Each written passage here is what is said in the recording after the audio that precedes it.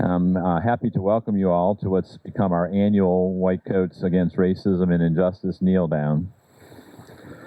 So the George Floyd fiasco actually occurred exactly 3 years ago today on May 25th, 2020. It was a horrible event. But sometimes good things, I find, can come out of bad circumstances, and I think this may be one of those times. So since that time, a new light has shone on behaviors that are just not acceptable. So I was trying to think about what I might say today. And about a little over 2 weeks ago, I was reading the Altoona Mirror, and I was reading a column by Armstrong Williams, a man of color who I admire a lot. So I thought he wrote some stuff in this column that I was way better than anything I had come up with. So I thought, well, maybe I'll just read it. So that's what I'm going to do. I can read the whole column, but I'm just kind of the pertinent stuff. So he writes, America has prospered for generations and has become a world superpower precisely because its people do not live in fear, but in freedom. That they do not live for themselves, but for their shared destiny. However, recently we either agree entirely or we are enemies. That is what America has become. We must look into ourselves for a deeper meaning and determine what is more important, finding agreement or being respectful. By choosing to love our neighbors regardless of whether they agree with us, we can help to heal the sickness that has afflicted our world. Our efforts can bring about a sense of harmony and peace, not just within our own country, but also throughout the planet. By abandoning our weapons and refraining from using charged language, we can put an end to the conflicts and tensions that plague our society and the world. And this is my favorite paragraph. By focusing on the values and principles that unite us as human beings, we can find common ground and work toward a better future for all. The way forward for our country and the world lies in our ability to heal and to cooperate rather than to engage in conflict. It's no longer tenable to prioritize our own interests and success. We must acknowledge that our individual and collective prosperity is intrinsically linked to our aggregate success. We must work towards a shared goal of creating a brighter future for ourselves, our children, and all people, no matter their country or background. I thought that was pretty solid little column we had there. So, UPMC has as one of its core values the dignity and respect. I feel like if we just would all treat each other with those two, then life would be a lot better for all of us. So now I have the pleasure of introducing one of our prominent community leaders who has joined us today. It's very kind of him to do that. So please help me welcome the president of the Blair County NAACP, Mr. Andre Hulsey.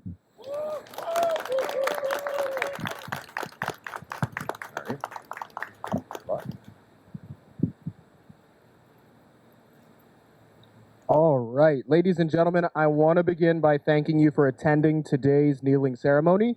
It only takes a few inspired individuals to bring about positive change in any community. But all too often, we as individuals point fingers to others and delegate responsibility when the issue of race or prejudice stands at our doorsteps. All too often, we as individuals say, it's not my problem to deal with, it's theirs. But 3 years ago, the world watched one man die under the knee of another man who was supposed to be a public servant. As protests and riots broke out across the globe, it became apparent that we couldn't delegate any longer. The time for action was then, and the time for continued action is now. And in the 100th year of the Blair County NAACP, the birth branch of the Pennsylvania State Conference of the NAACP, we are reinforcing that theme for all of 2023. Before year's end, you will see banners flying in central and southwest Pennsylvania with the words, "The fight ain't finished." But what fight are we fighting? And who's on the other side? On one front, we are fighting racism in institutions, such as the one behind me.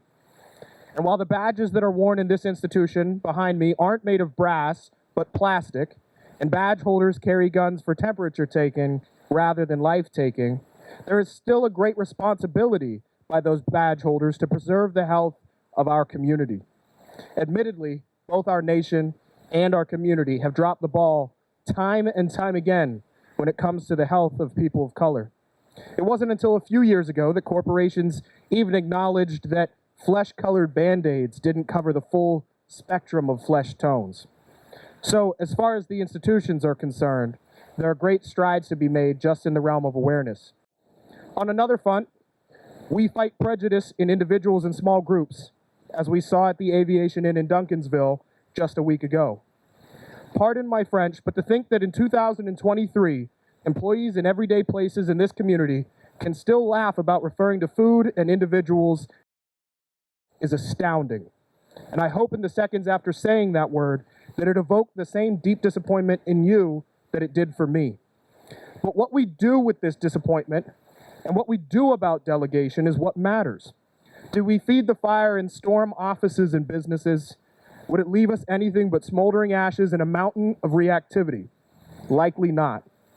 But there's hope in the willingness of individuals to speak out and pursue change to its implementation, to show those in the wrong the path to the right. And that's why we're here today. Each and every one of you here today has that same strength, that same capability to impact the fragile state of racial justice in this area and in our everyday. In this hospital, this can be done by treating every patient with the same regard, in spite of race, gender, age, or class. UPMC is making these strides as an organization, but there is always the impact of individual prejudices on people's service. For everyone else, just showing up is half of the battle. Going to local government meetings, attending demonstrations like this, and going to the polls when the polls are open. The power to be a freedom fighter is not outside of any of our reach. I implore you to think about how you use that power every day for better or for worse. I implore you to be the positive change that you want to see. Thank you.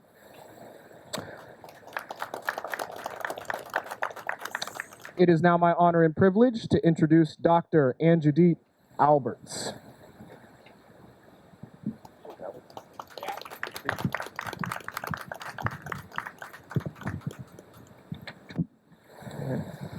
Thank you all for coming.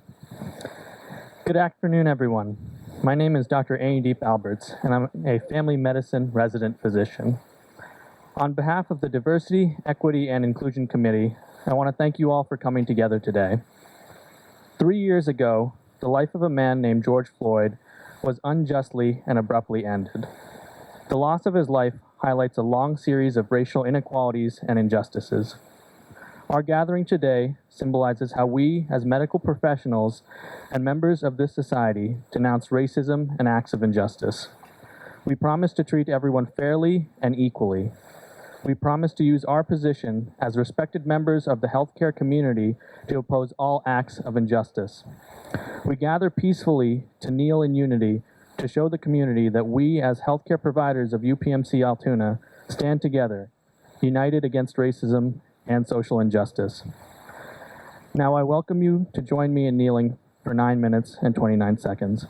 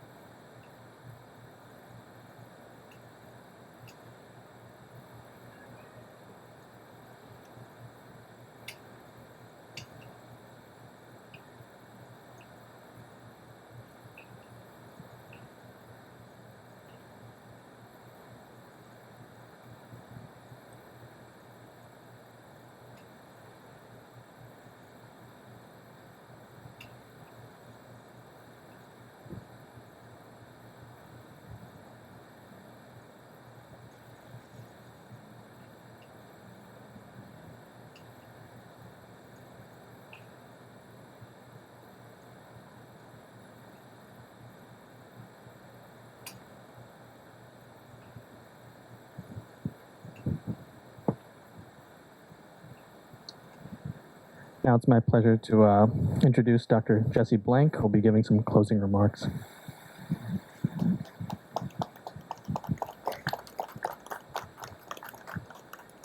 Thank you all for coming to this year's White Coats Against Racism Kneel. We came here to kneel, and we knelt. We knelt to remember George Floyd, Breonna Taylor, Sandra Bland, but also many others whose names never made the news. Now that we have knelt, let us also stand and go forth. Keep listening for how we can be part of the solution to treat everyone rightly and to stand for those who are no longer with us. Thank you.